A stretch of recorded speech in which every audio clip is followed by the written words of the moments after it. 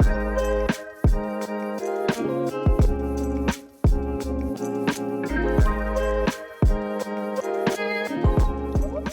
right, so now we're going to talk about understanding and adjusting our strengths and weaknesses.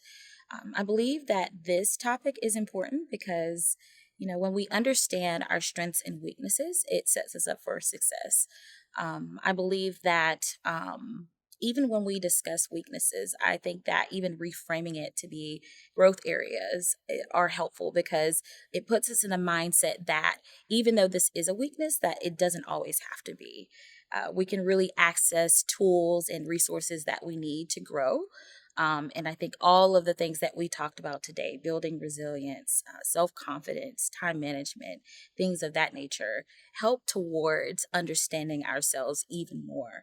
And so as we talk about our strengths, I think these are the things that we want to do more of the same, depending on what our goals are. And if there needs to be any adjustments, that we can always make them. And in terms of our weaknesses, again, being able to reframe those to, potential growth areas because we're not perfect. I think that understanding and knowing what they are helps us get to a place where we do feel more confident in that space. And so, an example of really being able to identify weaknesses in growth areas are okay. So, what are some of the things that you typically struggle with? And maybe it's time management, like we talked about during the previous segment. What are the things that we can do to improve that area, and how will that benefit towards the goals that we've set for ourselves? I think that as we break those things down, as we give ourselves pause and opportunity to really do some self exploration in terms of that, I think that it really is empowering because we've essentially figured out, okay, this is who I am. And this is where I want to go. And this is the way, this is the roadmap to get there. And that includes, identifying those growth areas and figuring out ways to overcome some of those. Okay, so I believe it's important to understand your strengths and weaknesses because I think that it positions you in a way that you know what you need in order to achieve your goals. I believe that when we talk about uh, the strengths, of course, we want to know what we do well and what we really shine in. But I think it's also very balanced and realistic when we bring in those growth areas. And so I think that no one knows you better than you. And I think that that makes this piece very empowering because when we know and understand what our needs are, I think that we're in a better position to really be successful in whatever we're trying to achieve.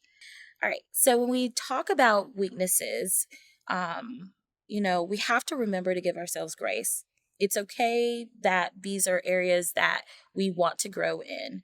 However, I believe that we also have to remind ourselves that we are fully capable of improving in these areas. We have whatever tools and knowledge and skills to be able to grow from this moment. And it's not static. We can move forward, we can grow, and we can really learn from this moment. And we can use this as an opportunity to really see, wow, we've really grown from the beginning of this process until now. Wow, like look where I've come from. Um, and really just celebrate that.